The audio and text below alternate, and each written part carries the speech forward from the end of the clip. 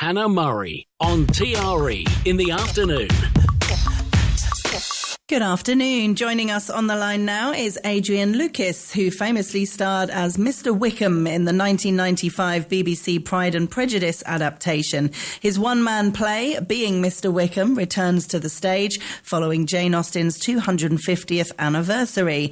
The play finds George Wickham on the eve of his 60th birthday, lifting the sheets on what exactly happened 30 years on and giving his own account of some very famous literary events. Welcome to the show, Adrian. Hi, Hannah. Thank you very much. Thanks for having me. Oh, it's a pleasure. It's lovely to have you with us. And looking back at that adaptation all those years ago, does it seem like another lifetime, or can you remember it really well? I think it's probably a combination of the two. I mean, it does seem, I have to say, in a way, it's about, it was 1995. So, 95, a long time ago. Yes, I mean, I think it's partly because people are still very interested in the series and come up to me in the street. And of course, I'm doing my show, and that sort of kept the whole idea alive. And people afterwards, obviously, referring back and talking to me about the series and how much they enjoyed it and how much it united their families. And it's really obviously sort of touched a chord in people's hearts. So yes, it is a long time ago, but it seems to have survived the test of time and to have really made an impact on people's lives, which is, obviously lovely. Yeah, definitely. And did it feel like quite a big deal at the time? I mean, it was a great cast, some fantastic people involved in the show. What was it like being involved in it yourself? Well, it's a funny question, this, because, of course, people always assume that you know that something's going to be a hit or not. And the amount of times I think myself and my friends have been in plays which you think are going to be wonderful, or in television series that for some reason die the death. So it's a very peculiar one to predict. I think we all knew that the cast were great, obviously, and they were. I mean, it was beautifully cast. The adaptation was wonderful. I wasn't very familiar with Jane Austen, apart from having struggled through Pride and Prejudice at O-level, GCSE, which I'd hated because I was so disinterested in the Bennet girls. I had far bigger fish to fry, other things I wanted to read. I don't think we knew. But then coming back to Jane Austen later, of course, to read it for the screening, for the filming, of course, I suddenly realised what an amazing writer she is. And since then, I've read all her books several times because I've written other stuff about Jane Austen. And she is an amazing writer. So funny, so ironic, gets straight to the heart of people. So, yes, I think we knew it was a quality product, but you can never bet your house on whether these things are going to succeed or not, because often they don't, weirdly, but this one did. Yeah, lovely. Yeah. And did you stay in touch with any of the actors? Did you become friends or anything during the production? Yeah, I think we all got on extremely well. I saw Ben Whitrow a number of times. He played Mr. Bennet, of course. Lucy Briers and I are still in touch. We see each other probably a couple of times a year. She's great. She played Mary. Recently, I went to an Australian show called, what was the name of it? Anyway, it was very, very good. And then I can't believe the names evaded me. But Polly Mabley was there, who I haven't seen in a long time. She's absolutely great. We had a reunion on Radio 4 recently of some of the cast. So Alison was there, and that was lovely. I did have a funny thing with Colin Firth straight after the filming when it was was a huge success. And I said to him, he was away. And I said, well, when you come back to the UK, you and I should go and have a drink in London because it's absolute Darcy mania out there. And it would be very funny to see what happens. So we went to a pub in Cambridge Circus, and I was waiting for the inevitable besieging crowds.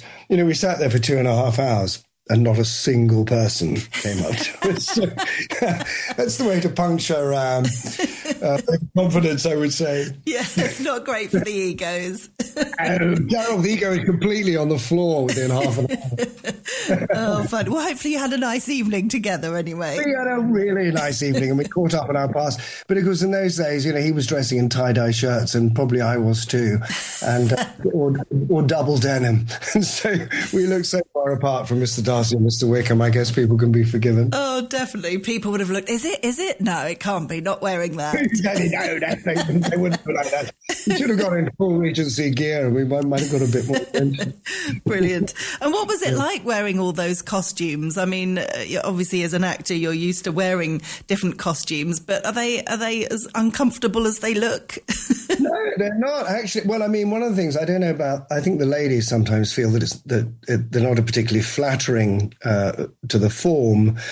But I think the men would have all been in agreement that we were sort of slightly secretly pleased as we looked at ourselves in our mirrors, because not only were the clothes beautifully cut, and they were, I mean, I forget all the details, but I think they had them cut in Italy by the top tailors. Yeah, I mean, beautifully made with all the top materials. So you're suddenly sort of clambering into a pair of fawn pants and riding boots and a frock coat and a ruff, there's all the sort of ruffs going on and the cravats and, it's pretty flattering, I have to say, to the male form. So I don't think we felt it was too uncomfortable. I did read something later, which I hadn't realised at the time, reading about Beau Brummel and Byron. Beau Brummel was the great arbiter of fashion in Regency England. Apparently none of the men wore underpants. Oh. And so the kind of whole point, because we think they were all so demure, but actually, everything was pretty much, how shall I say this, on display. Yes. we did not have to do it. Oh, fair enough. We had our white fronts firmly on. And so tell us about this being Mr. Wickham, because a one-man play that you star in, but you also wrote it. I did, yeah.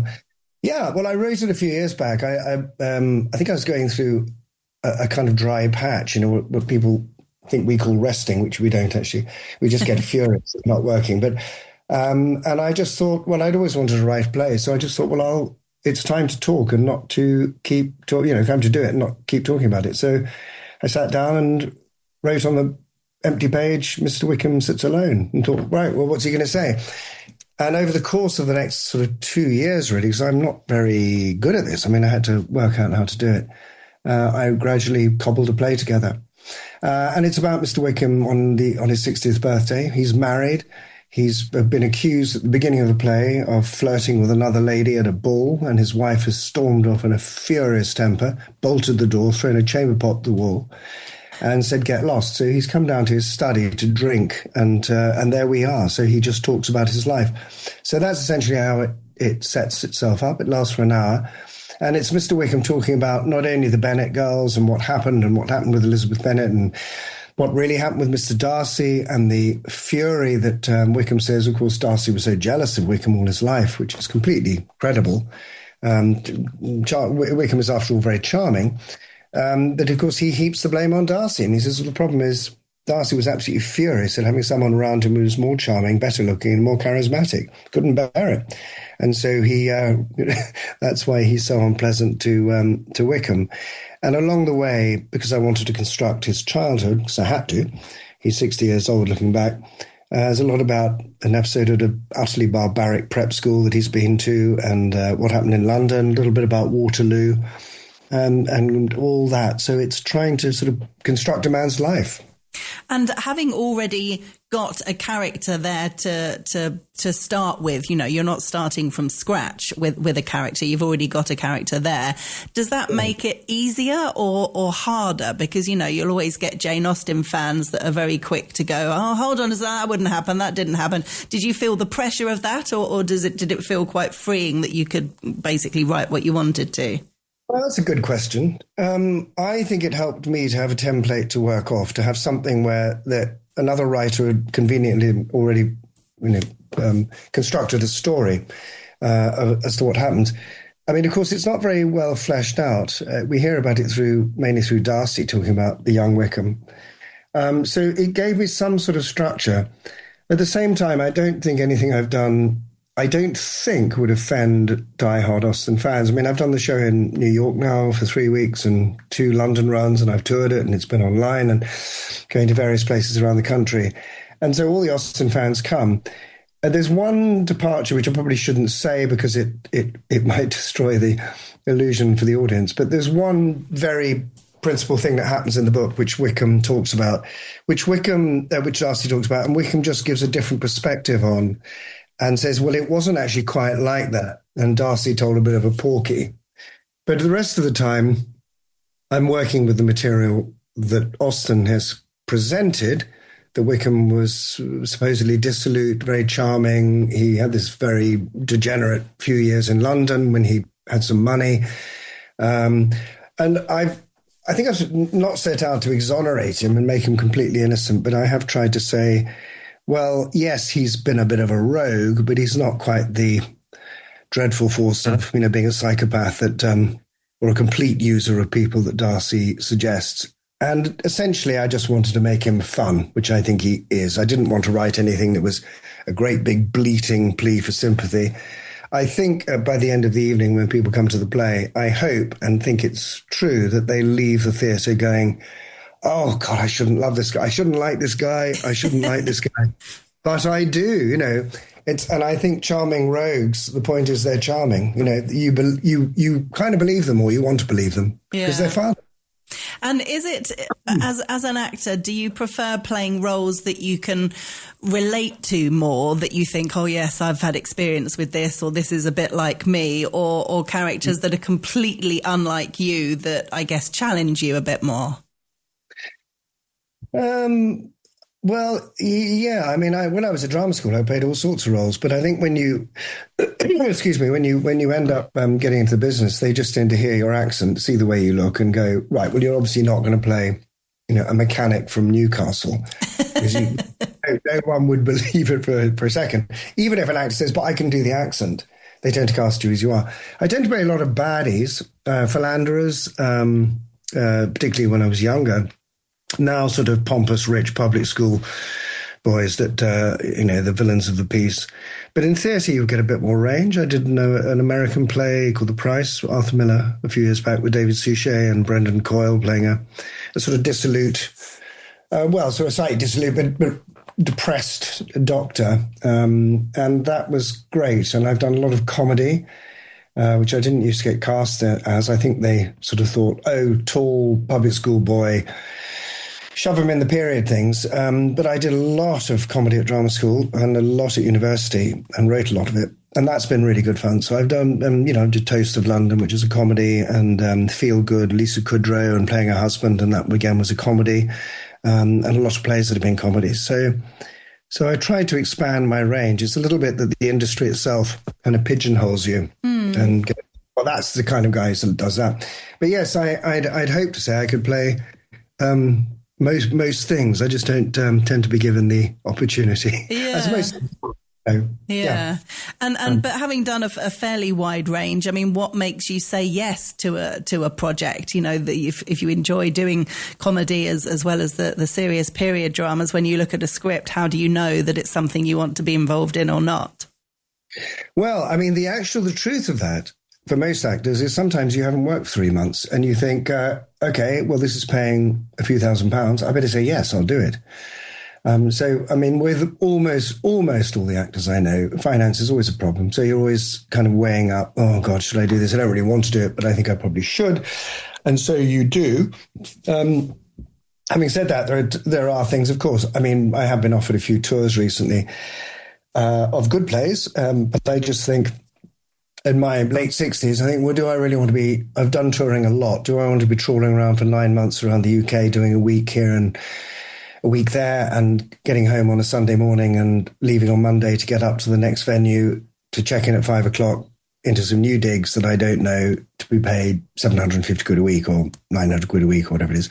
And there's a point at which you, of course, you think, well, actually, no, I'd rather be at home.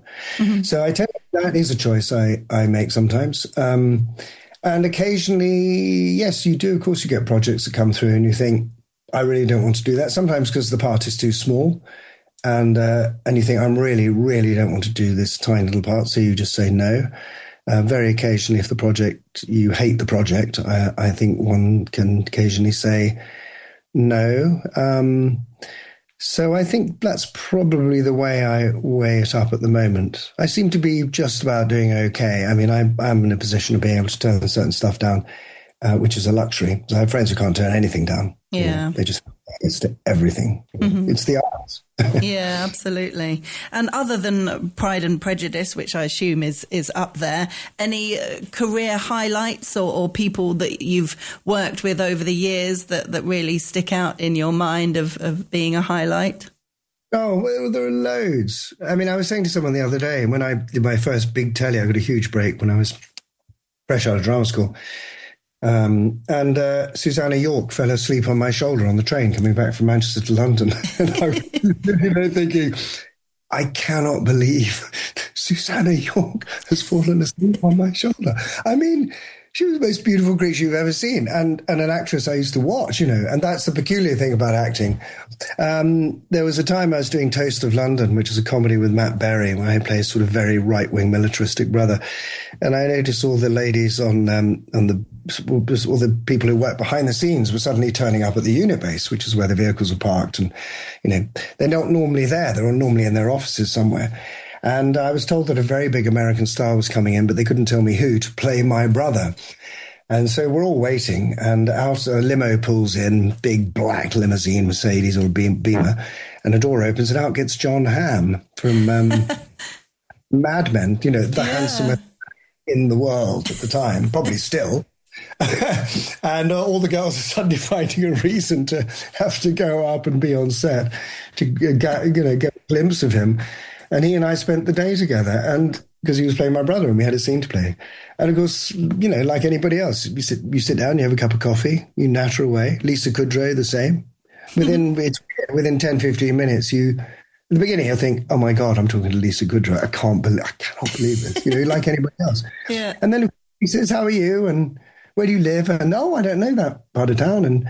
And after a while, you're just chatting away like a couple of mates. And that's one of the great things about the business. You know. Yeah, lovely. Ever thought of writing an autobiography? Yes, many, many times. I mean, a part of it, I think, where do I start? I mean, I've got a memory like a sieve, so I tend to forget virtually everything. I say everything was about 5 years ago, and my girlfriend says, well, actually, it was 12 years ago. I said, I don't know. Everything just sort of becomes the past.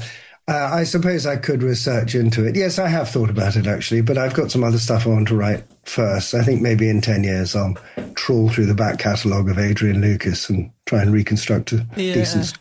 Nice. So have you written other things then, other than this being Mr. Wickham? Well, the pathetic answer is no, although I've been trying for many, many, many years. I wrote a play when I was at school, a sort of furious diatribe about how terrible it was being an adolescent and how terrible it was being middle class. I mean, it was really hopeless, I think. But I did 2 performances at my boarding school, and my drama teacher said, this is great. You know, it wasn't. I think he was being very kind. And then I went off to university and thought, well, I'll write or I'll act or I'll do both. But what I discovered, I was at the university with Anthony Minghella, for instance, who, you know, wrote The English Patient. God knows what else. His talented Mr. Ripley directed it, and you know, a really brilliant man. And another writer there who went off to LA and did very well. And I think I started just thinking, oh my God, these guys are in a different league. And the acting came relatively easily. So I sort of dropped the writing. I mean, I've tried on and off for years, but I couldn't finish anything. Probably partly through a lack of faith in myself.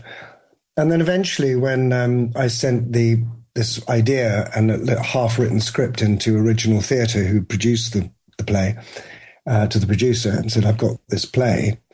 It's sort of, this is the bare bones of it. What do you think? And he said, I absolutely love it. This is towards the end of COVID.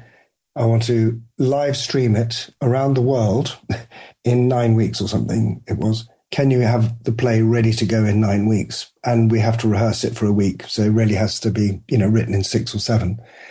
And I said yes, because you have to say yes, don't you? And then I sat down and just worked. I mean, really just worked. You know, I'd get up at 3 a.m. and think, I've got an idea, this will work, you know. and write and write and write. It was a very bad person to be around, probably.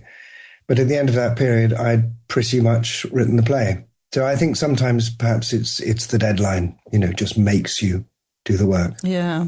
Well, Being Mr. Wickham is on at the Chichester Festival Theatre from Tuesday the 20th to Saturday the 24th of January next year, which isn't that far away. But this is still going, this streaming online, originaltheatre.com. If people go to the website, they can search under productions Being Mr. Wickham, and they can watch it from anywhere around the world, which is fabulous. Really, really clever. And that's been going since COVID. It was set up at Original Theatre in March 2020. It was, yes. And that first interview after the show, because we had a Q&A afterwards, so Libby Purvis, the Radio 4 presenter, introduced it. So we're going live. We're about to go. I can see Mr. Wickham, Adrian Lukis standing over there, and the lights went down and the play started. And then I was asked to go do a Q&A with her. And she said, I've got a call in here from New Zealand. And I said, can I ask who that is? And she said, it's an Anna. It's just this Anna. And it was my daughter. So I did that rather pathetic thing of because it was filmed, sort of grinning and probably slightly tearing up in front of the camera. Hello, darling. How are you? Oh, lovely. Literally around the world. Yeah, I know. Brilliant. Well, if people want to watch Being Mr. Wickham, as I said, originaltheatre.com is the website, and it's written by and starring in Adrian, or still the person starring in it, I should say, Adrian Lukis, who we've been chatting with today. Adrian, so great to chat with you. Thanks so much for joining us. Oh, thank you, Anna. Lovely to talk to you too. All the best.